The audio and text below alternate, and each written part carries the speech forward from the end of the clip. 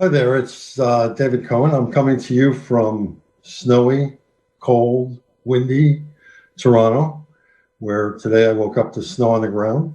So, like many of you, I'm disappointed we're not in Orlando, but there's a good reason not to be there right now.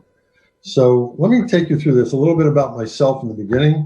That gives you a little bit about what I do. Been doing this for about 30 years with organizations large and small around the world. And so there's the consulting side of me.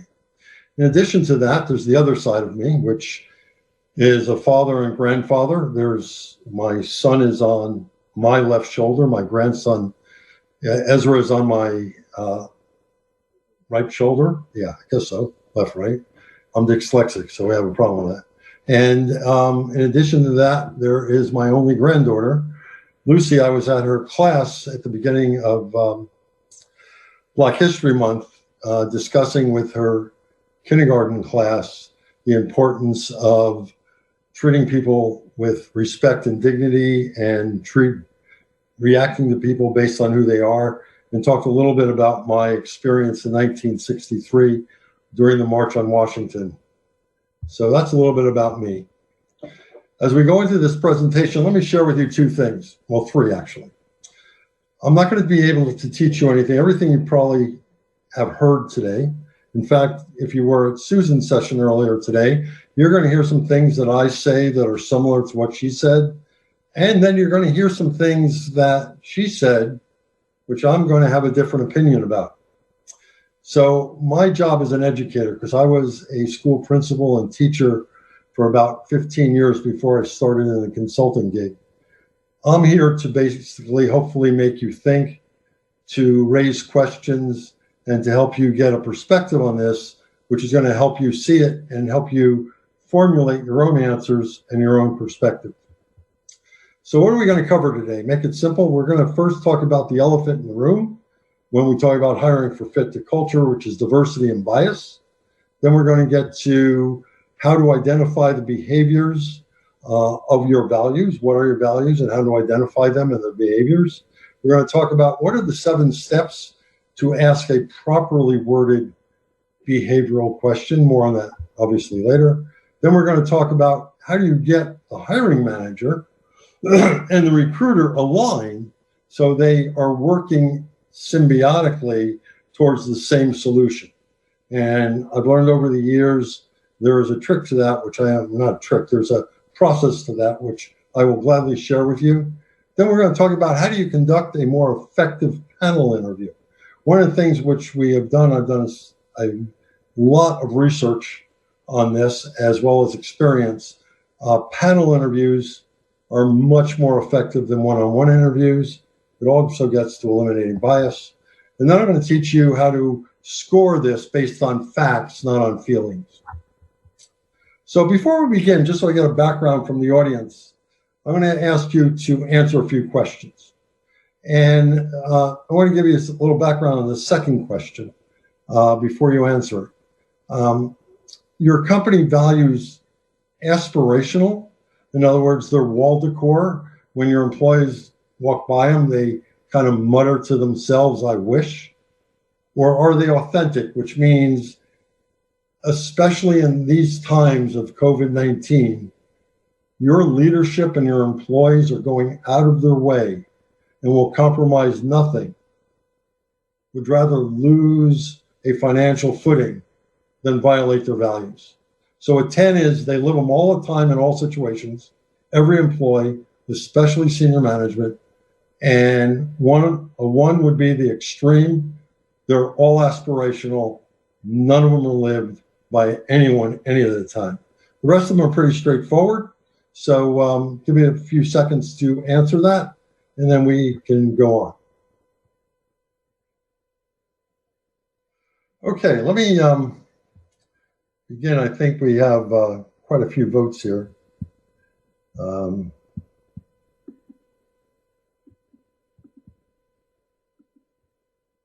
Okay. Wow.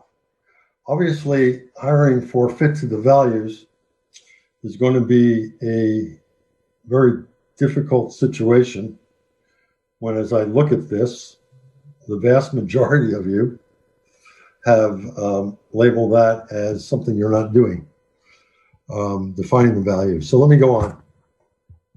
Okay, so the first thing that we're going to talk about is the elephant in the room, and that's the one where people say, it's an all boys club.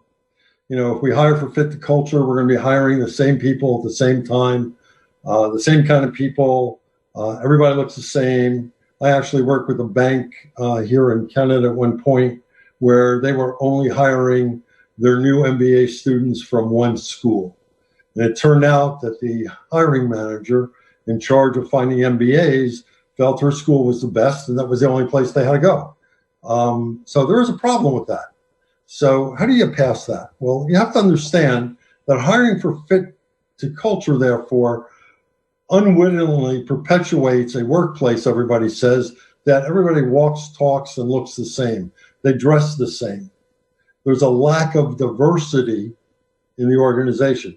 Well, first of all, that's only if you're thinking about physical diversity, external diversity, not inner diversity. And second of all, how do we know what's the common understanding of fit to culture? It's somebody that you really like. In other words, if you have to go away on a work trip, that after work's over, you're looking forward to having dinner with them and doing whatever. It's somebody maybe that, you want to date. I always say when I train hiring managers, it's not somebody you want to have a beer with. It's not somebody you want to date. It's somebody that's going to make you look good, whether you like them or not. And the old refrain, we hire in our own image, from the same school, the same demographics. But there's a problem with that. If you allow that to happen, it's negative. And I agree with that. However, hiring for fit to culture means something else. People with the same range of behaviors from within the same values will come from a diverse background, have diverse capabilities, and have very different ways of looking at things. Now, values, which we're going to look at in a second, are really an important foundation for all of this. However, as one of the members of my team says, values have a range of behaviors all within the same range. It's like driving down a 6-lane highway. There's curbs on each side. You can be any one of those 6 lanes and still have the behaviors of those values. There might be shades of gray, which there are when it comes to values, but you still have that same basic belief system. So what we have to understand is that you're hiring people into your organization that you will trust and respect. They will trust and respect others in the organization, and that they will be confident that people will do the right thing at the right time in the right way, regardless of the situation.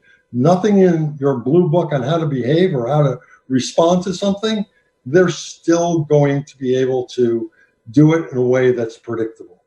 So hiring for fit to culture has a bad connotation in its general sense, because I believe that people don't understand the word culture, at least not from my perspective.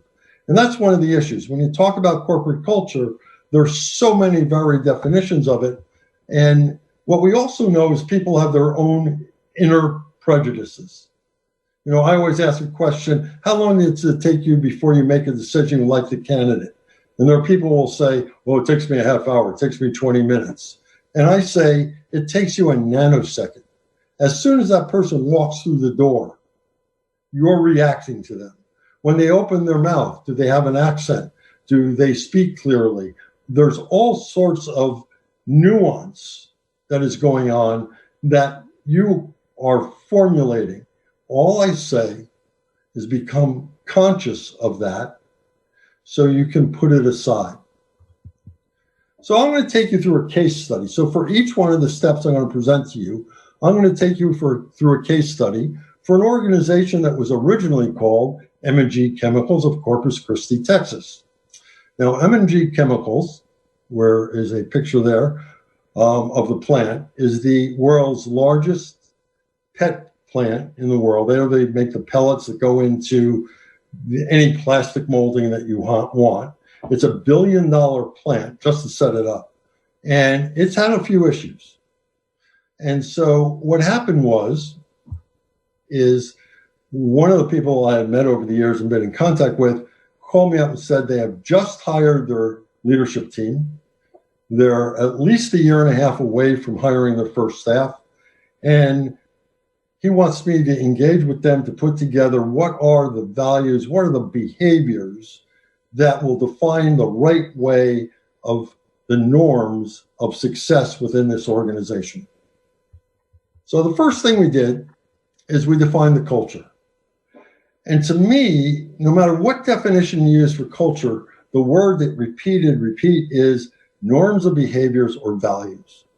So let me be clear about what a value is, all right? Or norms of behavior first. So there are three components to the way I look at it. There's the pattern of behaviors, which no one will compromise. So let me just put on the table one of my pet peeves. If you value something, there's no compromise to it. It's universally applied. What we know is there's no secondary set of values. So this expression core values implies there's something beyond our core. So if our values don't work out, we'll rely on our core values. No, it doesn't work that way. Your values are your values. And if you are going to change them midstream, then your organization is confused. It's like parents having a parenting style for a child through to grade 9 or 10, and all of a sudden having a completely different set of values upon which that child is parented. That child is going to be confused. So are your employees. What they represent are the norms of behaviors, the unwritten rules, the rituals. These were created by the founder of the organization. And by that I mean the founder of the organization put in place the norms of behavior. So in my book, Inside the Box, I talk about how Thomas Edison, I show a paragraph from a speech by Thomas Edison, and then I show one from a speech by Jack Welch, and I ask the reader who wrote which one, and they're almost identical. That is how decisions have been made, how information is managed, people are treated, conflicts are handled, and they're in place because of what I call corporate legends. Corporate legends is the oral history of the organization that generation of employees pass on to the next generation of employees. And therefore, that creates your identity. Your identity external is your employer brand, what people outside your organization think of you based on your reputation, press coverage, etc., what your current and former employees say about you, and your employee brand as what is the internal brand, how people are actually treated. So a value, therefore, is a strongly held belief that is emotionally charged, resistant to change, and universally applied. In other words, they're the same words, whether you're the summer intern or you're the CEO or chairman of the board. They are the same words. They will not vary, and everybody reacts the same way. Once you've stated your values, they are all of equal importance. If your organization says, well, the value of X is more important than that of Y, Y is a belief, it's not a value. Values form your identity and are the foundation for your code of conduct. They define right from wrong. A violation of the values is grounds for dismissal. Basically, they are the unconscious actions taken because that's what people believe in. It's the DNA of your company. And like DNA, it'll mutate and change. It'll evolve, but very slowly. So there are two kinds of values, as I alluded to in the question. And the answer to number one in that question kind of indicates that maybe there's a lot of wall decor out there. So the initial problem is you have an authentic value set only when, in fact, you have an authentic value set when you have a, hang on, having a little technical problem. When you have the an agreement between what's written on the wall and how people actually ask. Now, people will ask me, so if we want to change the culture, shouldn't we have aspirational values? Well, as long as nobody is going to live them, they will always remain aspirational. I'm working with an organization right now in Washington, D.C., around in Maryland, actually, that is going through this values process. And they've had values since the organization started 60 years ago, and we codified them finally. And the CEO looks at some of them as aspirational. I said, well, if you always call them aspirational, people have an excuse never to do them. They have to be. I worked with another CEO once at a gas company, oil and gas company, who actually, when they were introduced, admitted that one of them would be considered by many who know him aspirational, and he gave permission to everybody in the organization to call him out on it. It actually changes behavior very quickly because he didn't want to be called out on it. And those corporate legends, those stories. Now, if you were in my office with me, you'd see that there are 3 pictures on my wall related to the Brooklyn Dodgers. So therefore, I have Jackie Robinson in the background of this slide. To me, that's the ultimate legend.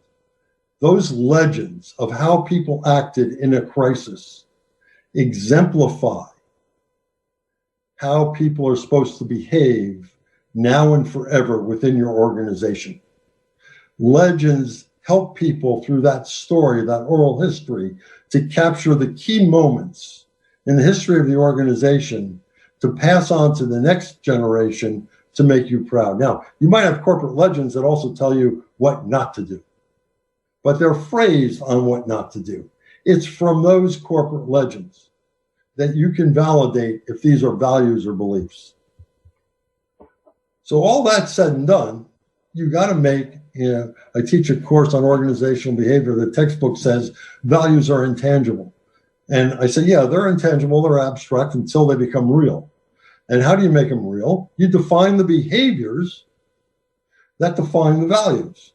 These are the action in our organization. I mean, I can go into a whole understanding on the value of respect. I can tell you that respect means many different things in many different organizations.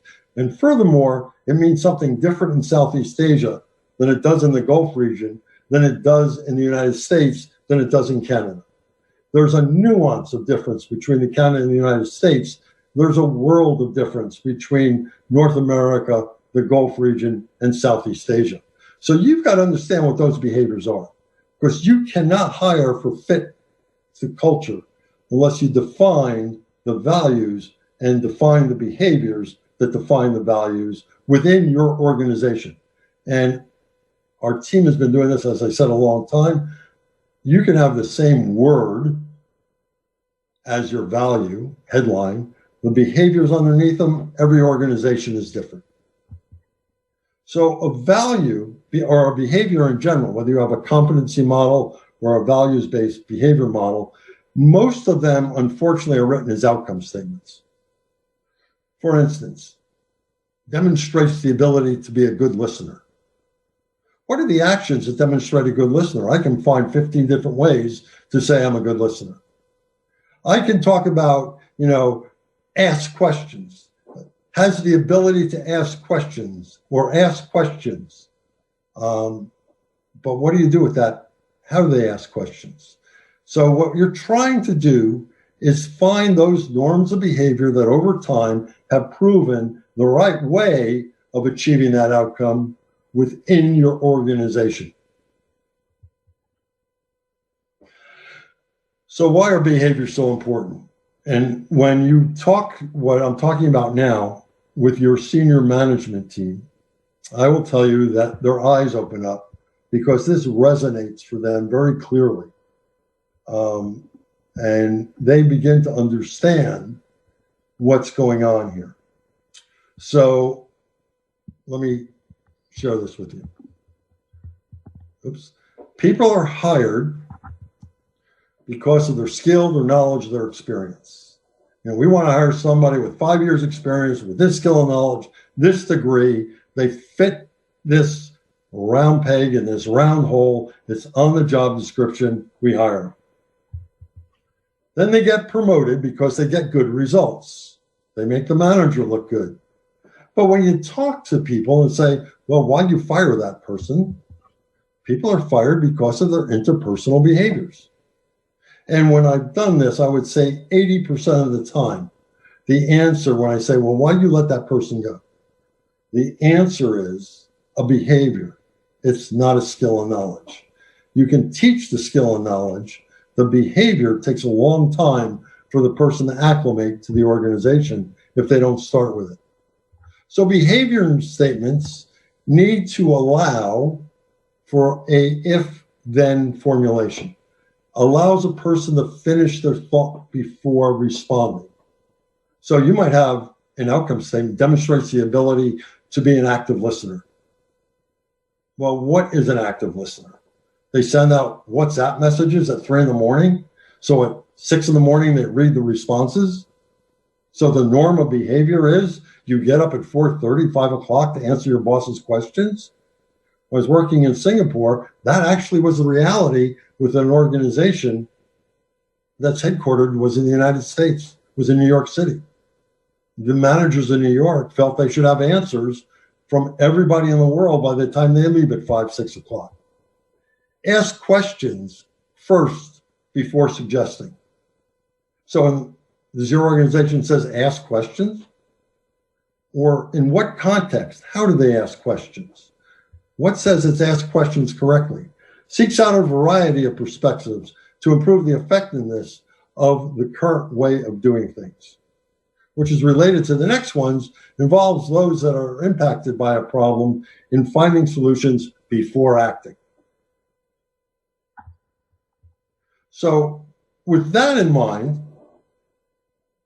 what you have, or what helps you, I hope, realize this, is that with the behaviors in mind, you can ask the question. If you don't have the behavior, if you have just the value, because one of the things I'm going to show you is everybody involved in the hiring decision has to have a calibrated understanding of how that is demonstrated, acted out in that specific role. So if they have that common understanding, they can challenge each person's decision on how to score that. And so how do you ask a question? First, you got to know what the answer is. First, you have to know what the behavior is. So knowing what the behavior is, I'm going to share with you how I formulate behaviors. And I know that Susan Collins referred to motivational questions. Well, motivational questions are the same as behavioral questions if you formulate the behavioral question correctly. So if you go a Google search and you find 14 million hits for behavioral interview questions, I would say well over 80% of them, when I look at them, are not what I call behavioral questions. So let me get into this. What is a behavioral question? But before we do, take a second and jot down or think about what are the 3 most commonly asked questions of a parent to a child when they get home from school. I've asked this in Saudi Arabia, in Singapore, in Dubai, all over North America, the United States, South America, and I get the same 3 questions that parents ask. So think about what do parents ask a child? First question, how was school today? The answer I get from my grandchildren, boring. I got that same answer from their parents. What do you learn in school today? Nothing. Do you have homework? No, I'm not going to tell you if I have homework. I'm not dumb because they're going to make me do it. No, we don't have any homework. I did it in class. I did it on the bus on the way home. Because you're asking these closed-end questions, you're getting closed-end answers. Now, I will give you a warning. I give everybody that I teach this process to, do not ask these questions once you learn how to ask them of your significant other, because you might not get an answer you want. So the first step is they can only begin 4 ways. Tell me about, describe a situation, describe a time, give me an example of, please share with us, etc. So there's the beginning of the sentence. Now, people screw this up by putting a question mark at the end of this sentence. Well-formulated behavioral questions are derogatory statements that need a period. And how do they do that? Could you? Could you tell me about a time? Could you describe? No, I can't. So I say, be more polite. Please tell me about a time. And what's interesting, by putting the emphasis on please before you ask the question, it's almost like they can't refuse to answer the question. Now, the other thing which really is difficult is do not mention the behavior you're looking for within the sentence. So if you're looking for somebody who responds to questions or answers inquiries promptly, don't ask me, tell me about a time you answered questions promptly, right? You've got to struggle to get the question, to get the value out of anything that resembles an answer in the question. Third step, do not refer to the competency at any time. See, a lot of organizations, I've seen this in a lot of the interview guides, they'll have on the top of the page, results focused. And then the interviewer will say, well, now we're moving on to results focused. Or let me ask you a question about respect. By doing that, you've given away part of the answer. The other way people give away the answer is, well, you know, at our organization, it's really important that we work together on teams. Teamwork is the essence of our DNA.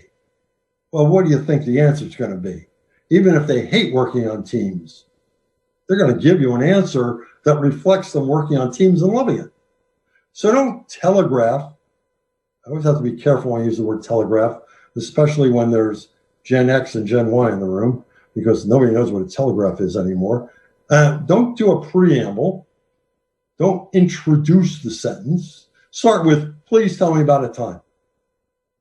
Because you're going to give away too much information if you don't. The statement needs to contain a differentiating phrase. What do I mean by that? What I mean by that is, if you're hiring for a sales force, tell me about a time that you had interacted with a customer. That person with a lot of customer experience is sitting there and saying, well, what do they want? You know, I've had so many customers, I don't know where to begin. So you want to focus them by saying, tell me about a recent time that you dealt with your most difficult customer. Tell me about a time recently that you faced a challenge from a peer on a project's progress.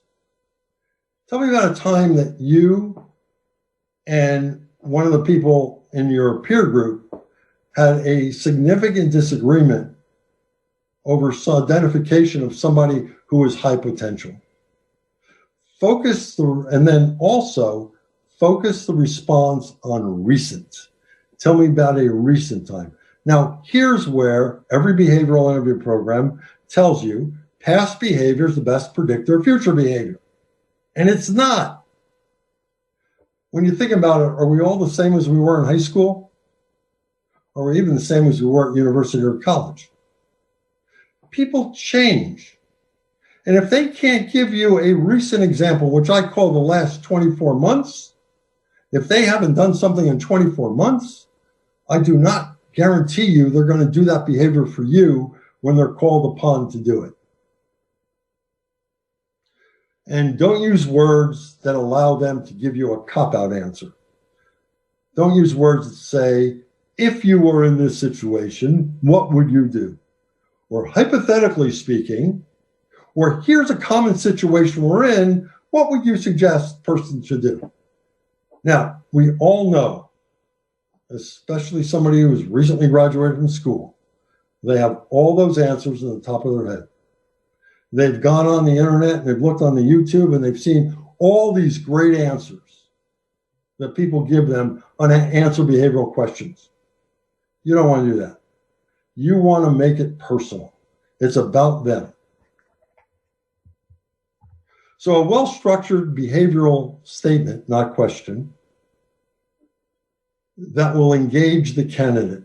As a result, the candidate feels compelled to disclose to you the actions they took in a specific recent situation. Now, here's how you ruin a well-articulated question. How do you ruin it? You add the words, what did you do? Who was involved? How did it go? Tell me about a time, yada, yada. How'd it go? Who was involved? Well, by saying who was involved, they're going to make up somebody who was involved even though nobody was. How'd it go? Maybe it went lousy, but they want you to hear it went well. And in answering the kinds of questions I'm giving you now, I've heard candidates literally say, after answering a question, I don't think I should have shared that with you. Now, here's the key to getting good answers. That was 10 seconds. Some of you are probably uncomfortable in that 10 seconds. Ever since we were in school, we have had a need. We've been conditioned to answer questions before the teacher even finishes the question. Jeopardy is a great example of that, which I'm a big fan of. But the fact of the matter is, people need time to formulate an answer. Don't rush it. Don't be kind and say, well, this is what I mean. Now you just gave them the answer. Don't reframe the question and put a preamble on it. You just gave them the answer. Always have two behavioral questions that are worded slightly different. And after 30 seconds, they're saying, I'm having a hard time with it. Say, let me restate the question a different way and ask them the second question. So here are 4 questions that are popular. Tell me about a recent rewarding, difficult customer experience. Describe a time on your current job that you needed to influence a person who was openly opposed to your proposal. Describe a recent time you discovered what you committed to was impossible to complete on time. Tell me about a choice you made between quality or quantity to meet a deadline. It tells you a world of information there. Now, how do you get the hiring manager engaged in this? The only way you get them engaged with this is you train them on asking behavioral questions, why you ask behavioral questions, because what Susan alluded to this morning on the cost of replacing was about at least 50% low. I worked at one time with Stats Canada, and in doing the behavioral interview with them, the statisticians that they are, went out and actually did a survey and found out that an entry-level position that you have to replace is 1.5 times salary. It moves up to a supervisor position or highly skilled person to anywhere from 3 to 4 times salary. A middle manager is anywhere from 4 to 6 times salary. And a senior executive can be as much as 10 times compensation. Because when that executive leaves, they bring with them their admin assistant and 2 or 3 other senior people. And all of that adds up. So you can actually calculate when you're presenting why they have to make the hiring decision. You have to calculate what's the business impact, because this is a business activity. It is not the cost of doing business. And it's difficult to recruit and hire people that stay and are retained in your organization. And I hear all the information about Gen Y, Gen X, and everybody wants to leave the job. And when I talk to them, they leave the job because they're not happy. When I talk to my students who are graduating now, they said, hey, listen, I'd like to find a job I can stay at for a while, if not a long time, but if they don't treat me right, I'm leaving. But if they treat me right, I'm staying a long time. I find a lot of young people at organizations, and they're there 3-4 years, and I say, you know, you're breaking the statistics. You got to leave. They said, why? We really enjoyed here. They're treating me the way I want to be treated. There's a symbiotic relationship between my values and their values. The purpose of this organization meets my purpose. The only way to get to that is to use good structured behavioral interview questions based on what are the behaviors of your organization. So how do you get the hiring manager involved? Well, I call it skeebies. The job description, which we can all talk about some other time, is usually out of date and incomplete.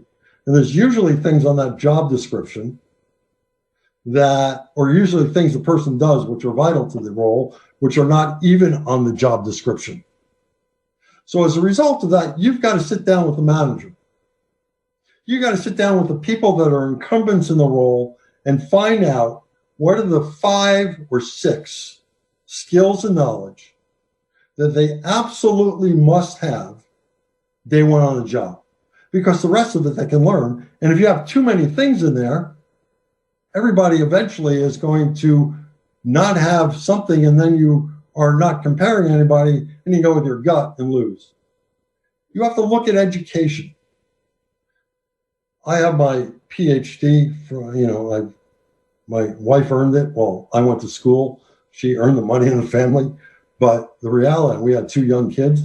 The reality is that education really necessary? Is that education necessary from that school?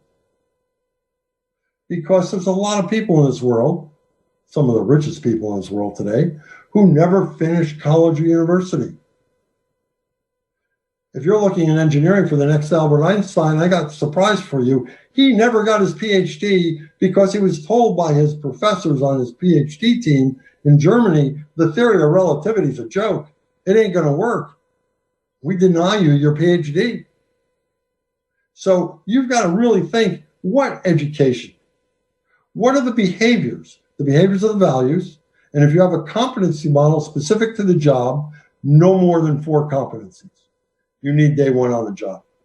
And here's the one I really love, experience. Are you going to hire somebody because you put down 10 years experience required, and you're going to miss the genius who came in for the interview with only 1 hour of experience? I always say experience is like Groundhog Day, the movie. You can have 10 years experience, which equals 1 year of experience repeated 10 times. Or you can have 6 months of experience and the wisdom of knowledge of 10 years experience.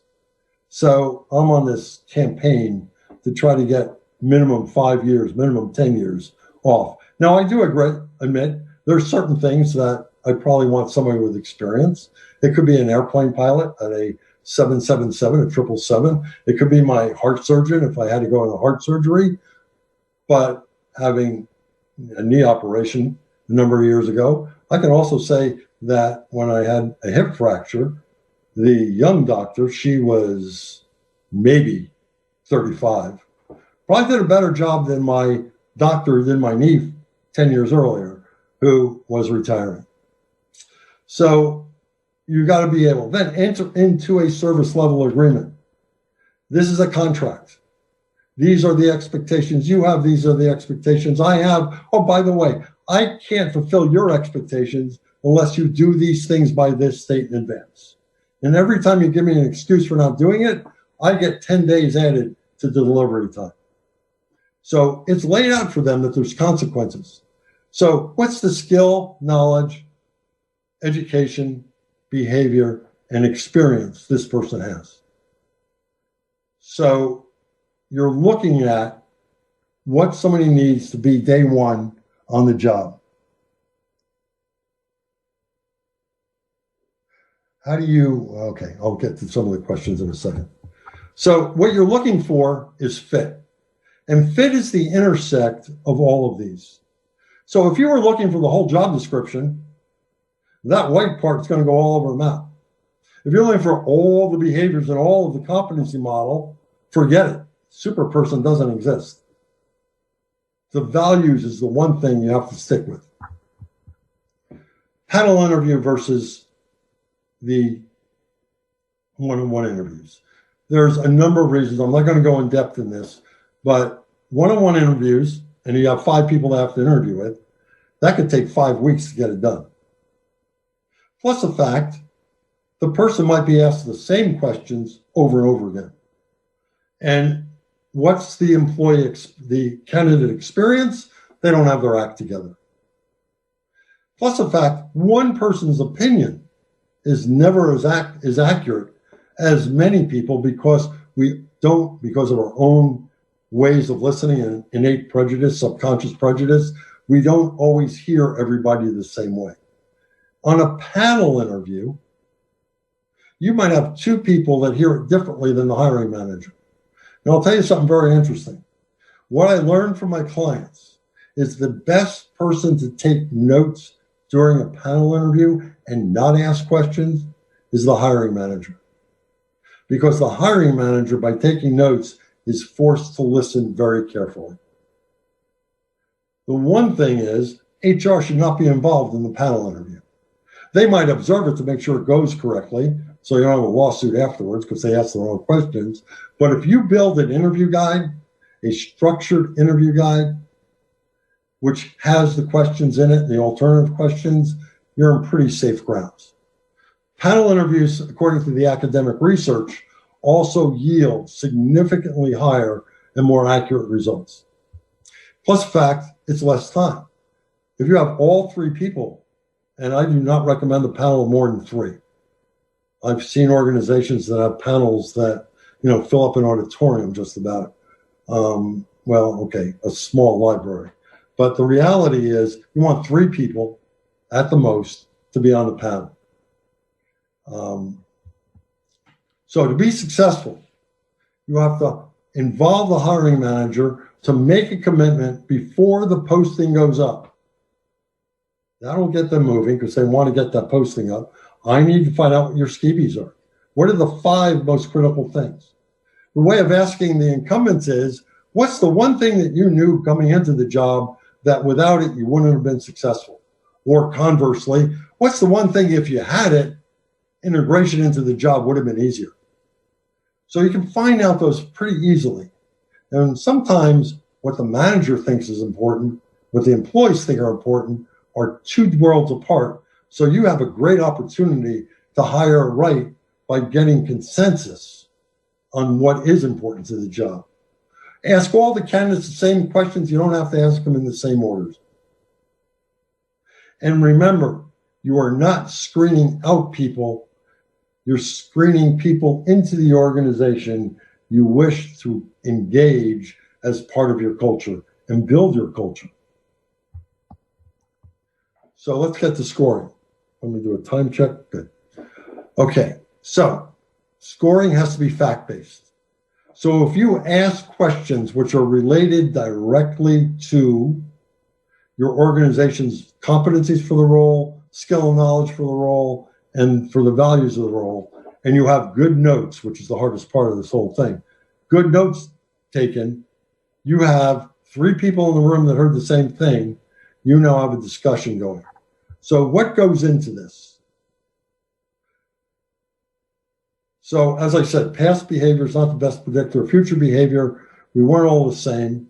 What is true is the following. The more recent that past behavior is, and the more repetitive, frequently demonstrated that past behavior is on job or on job similar situations, because behavior is transferable from one situation to the next, the more recent it is, more likely the person's going to get to be able to answer it. So keep that in mind, because that goes to the scoring process.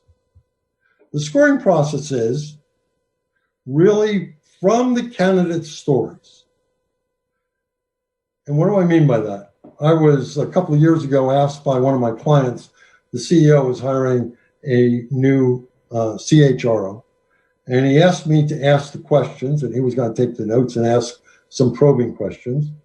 And I had recommended one of the people for the job that I've known for many years, and I knew fit the profile perfectly. And she bombed because I knew better answers from her own experience. You can only judge the person based on what their answers are. And so the other person got the job and did an outstanding job. Did this story give you both the behavior and the outcome? Was the story less than or more is longer ago than 2 years or within the 2-year time frame? So one of the things you have to look at, I call it, you're looking for as many SOBs as you can find, because you'll remember SOBs. But what was the situation? What was the behavior? What was the time for the outcome? And here's the question: when did that happen? Now, follow-up and probing questions, I should add, are where the gold lies.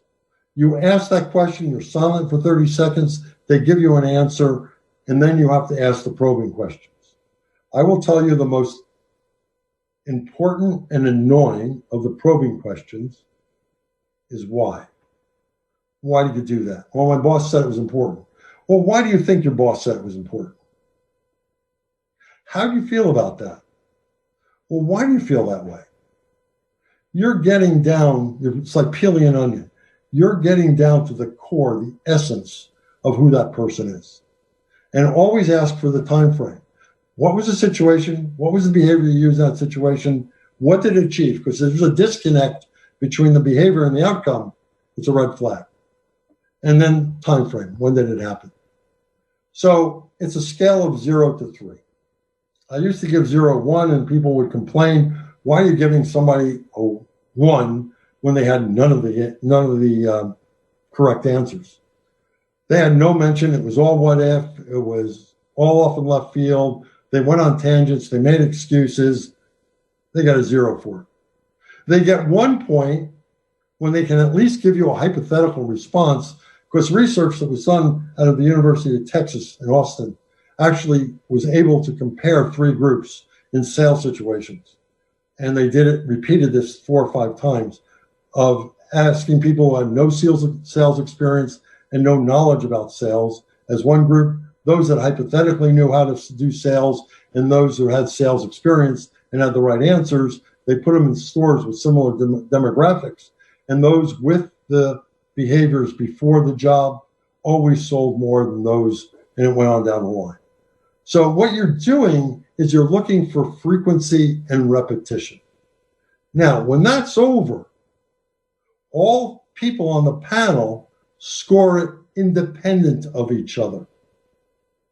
That way, they have to put a stake in the sand of how they felt, and every answer has to be linked back, every score has to be linked back to a series of answers. And the members then get together, and the meeting is a consensus. I got that wrong. It is not a voting meeting. It's a consensus meeting. I have sat in on consensus meetings where I looked at the one odd person out who said, well, they didn't say this, or they said this. This is why I gave them a 3, or this is why I gave them a 1. And people all of a sudden said, yeah. The one most common thing is people forget the time frame. So let's get back to Corpus Christi. Well, you notice the name changed, because when they opened as M&G Chemicals, we finished the process. We trained them on behavioral interviewing, and they had to hire 60 people to start the plant. They decided they were going to hire 63 because they figured some people are going to say no.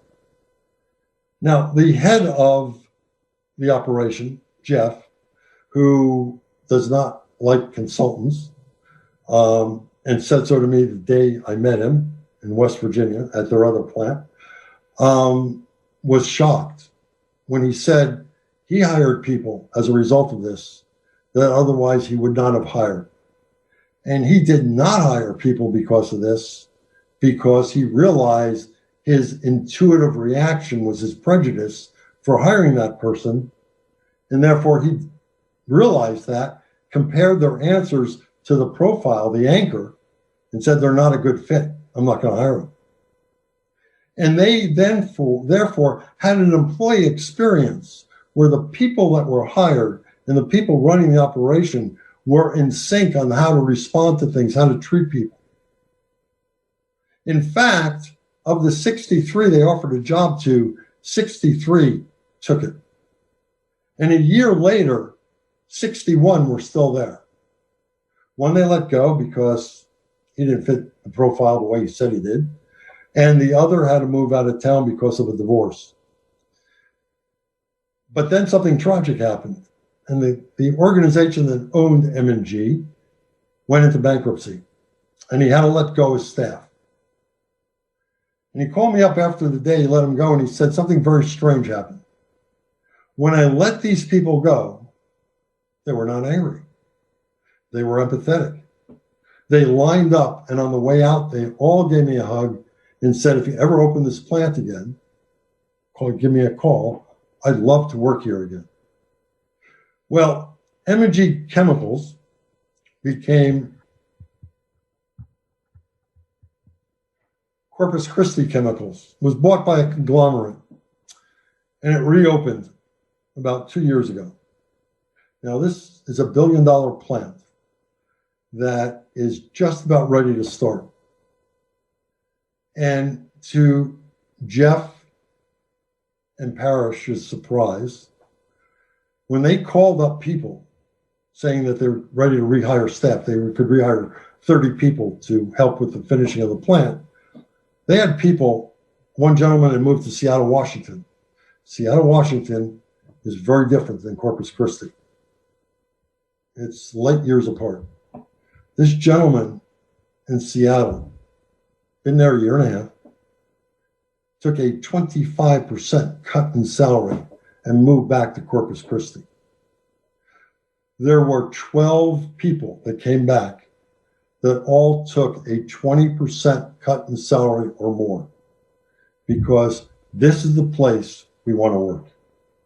Now, if you can hire people like that because you hire for fit to your organization's culture, you'll always be successful. So, questions?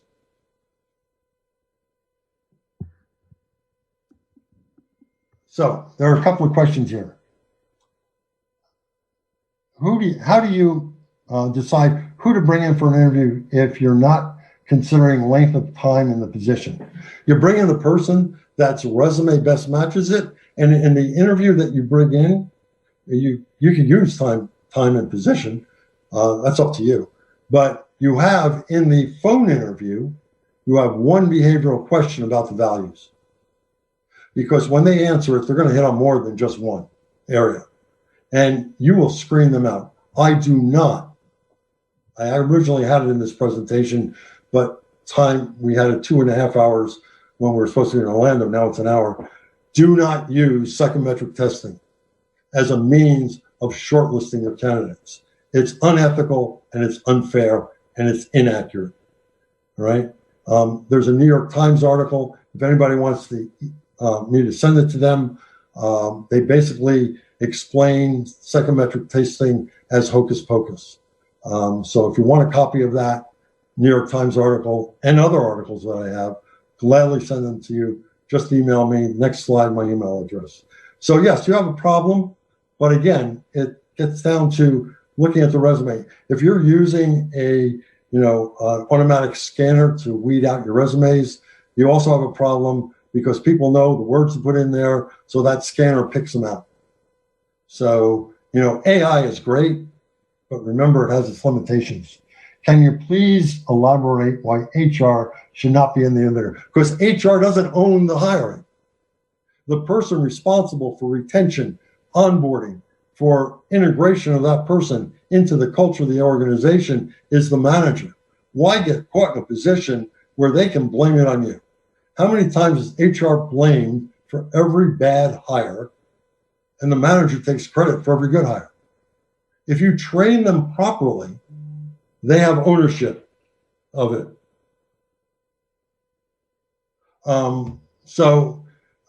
That's the one reason. My hiring manager often asks me to serve on the panel for diversity. Diversity is an interesting question. But the fact of the matter is, if you've already hired for diversity, they don't even have to be somebody that works with that manager. If you're hired, if you've been trained on how to do hiring, you can put hiring teams that are a cross-section of employees. If you give me, if you contact me, I can give you a more complete answer on that because I see it's 4:00. And we have lots. If I don't get to the questions, I will post them or I'll send them to Sherm who can distribute them out. How do you begin to implement interview scorecards and get hiring manager to learn how to do this every time? You take them through, I do a 2-day behavioral interviewing workshop. There are a lot of people out there that do 1 day, half day, 2 days. It can be online. It can be, Zoom call now. But they have to go through the experience. I always believed as a teacher, one of the reasons that when I was in graduate school, open classrooms failed was because teachers never experienced them. Those children, when they became teachers, are successful at open classrooms because they experienced them. Once they have the experience, they understand that this is a business activity and what is the bottom line cost. I once told a telecommunication CEO, we did the calculation, they were losing on turnover $30 million a year, hard dollars. And he almost fired the CHRO for not bringing in behavioral interviewing sooner. Do you create interview guides based on each position? You have a core interview guide based on your value, and then you have an interview guide for the position because the competencies, the behaviors for the position are going to vary. So it's a combination. You can create, we have a list of questions for, I think it's 19 different competencies, a series of questions and probing questions. So it's just a mix and match there. How do you keep the hiring manager accountable? Oh, this is a good one. You keep the hiring manager accountable because before the letter of offer goes out, the hiring manager has to sit down with the recruiter, explain the answer. Justification is in the notes. If the notes do not contain evidence of demonstrating recently and frequently that behavior, you've got to ask, well, why do you want to hire him? I like him. You might like him all you want. It's not a dating service. It's not somebody to go to beer with. It's somebody that has our behaviors. Sorry, can't send the offer letter. So there is an audit process to this if it's done right. And I've seen that. You also have organizations I've worked with that actually require hiring managers to, if they haven't hired in 2-3 years, to actually take the course again in order to refresh their ability to do it. And only people who have taken the course can sit on a panel. That's another way of doing it. Let me keep going here. A lot of questions. Can you repeat what you said about consensus? Oh, yeah, the panel should be a consensus. You have 3 people on the panel. 2 said, I've given this person a 3 score. These are the reasons why. The other person said, no, I gave them a 1. I thought it was a hypothetical answer. Let's review the notes. You review each other's notes, and all of a sudden the person says, yeah, they never did give us a time frame. Well, that automatically lowers it to a 2 instead of a 3. Oh, yeah, they said they could have done this, or I wish I have done this. One person didn't hear the wish. On the other hand, you might have 2 people who rated them really low, and the other person rated them really high. So you talked it out until the hiring team reaches consensus, because once the hiring team reaches consensus, what you have are 3 people in the organization that are committed to this person's success because you put it back on them, not HR, that the success of this individual, you put it on their KPIs. What is their retention score on their scorecard? Hold people accountable. I learned this from the head of the chief operating officer of one of the largest grocery chains in the world, who never finished high school, became a butcher at age 19, and grew up in the organization. And he said to me, you can only expect that which you're willing to inspect. If you don't inspect it, it ain't going to happen. It's not, here's the training, go and do it. No, we're going to follow up. So I hope that answers that question. That's why consensus should be reached. Any advice for a system to test candidates if they fit the culture of the company? Ask behavioral questions. I actually, for one of the pharmaceutical companies, they were thinking of using a psychometric test. And so they had the psychometric test done separately. It's a very extensive profiler, a very expensive, very extensive test. And separately, I interviewed 3 people. It was a promotion inside the organization. The psychometric test cost them $1,500 a person. And my time was about half a day for each person I interviewed. So the cost was fairly comparable. And we came out with almost the same results. The other thing which is expensive, but organizations at senior levels are reintroducing, are assessment centers. I find assessment centers, if they're constructed not for people in general, but specifically to your behaviors, which are very expensive. We did one for a mining company, Vale, a number of years ago, an assessment center for entry into the underground mining supervisor position, which was a key position. And it was the first time in 100 years in that mine that mine managers who recommended people for the training got rejected because the assessment center revealed certain behaviors that said they would not be successful as an underground miner. So assessment centers are probably the best way. Any advice for a system test candidates? What is the one question about behaviors you recommend for that really depends on your organization. And as I said, if you construct the question correctly, they will probably answer 2 or 3 of your behaviors in the same question. I'd gladly help you with that. For anybody for attending this session, as I said in the beginning, I'm an educator. And I believe the more knowledge you share, the more it grows. So hopefully, don't be shy. Contact me. I will answer any of your questions. That's a promise. Might take me a couple of days, but I'll answer any of your questions. So if you want to, help, I'll even help you write a question for that. Do you have any creative ways to help managers learn how to take good notes to score candidates? There are a couple of articles I just read on effectiveness of note-taking, which have just come out, academic articles. I haven't read all of them yet. It is really to keep on the top of the paper. Those I've trained have said they've done this. SBOT, have I heard the situation? Do I know the behavior? I got a great situation, a great outcome. They forgot to tell me. By the way, I'm going to tell you how to save money on reference checking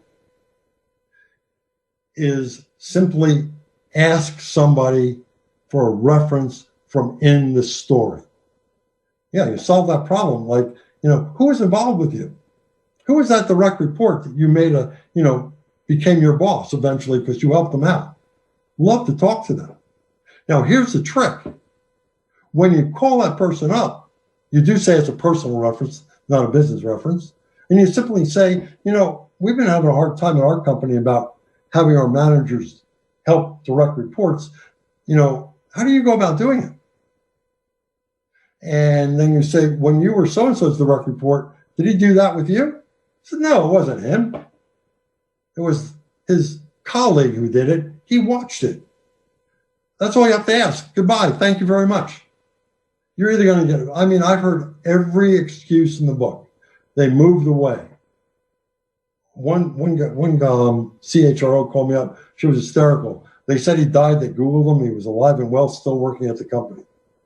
The only excuse I have not heard, I'd have to shoot you. He's in the witness protection program.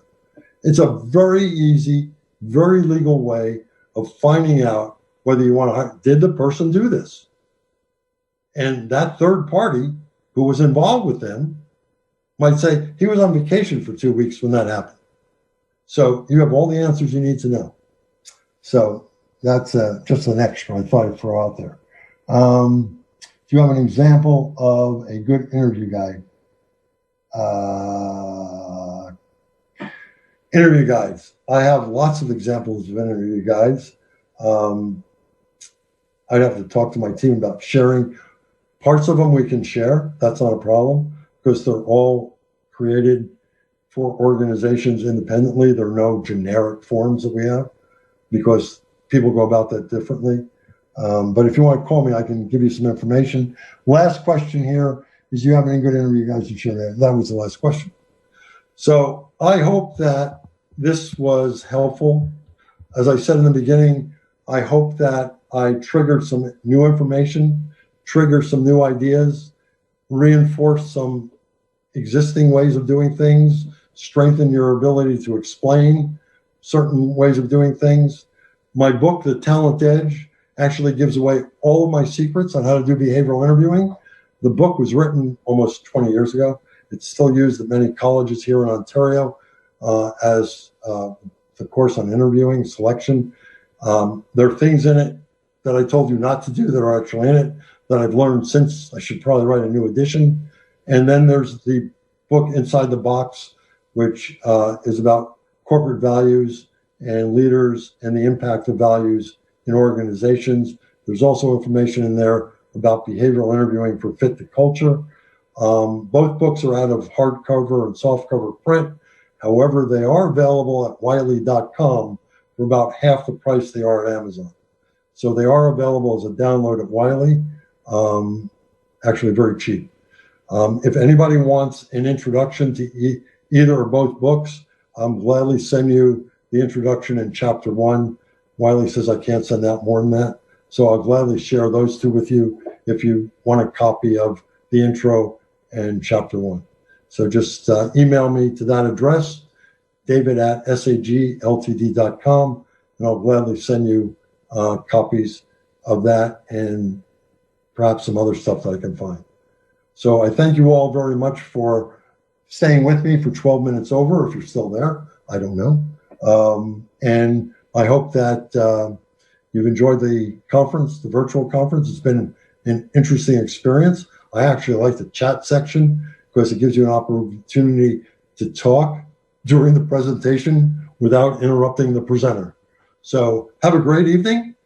Come back tomorrow, and hopefully we can connect. Bye for now.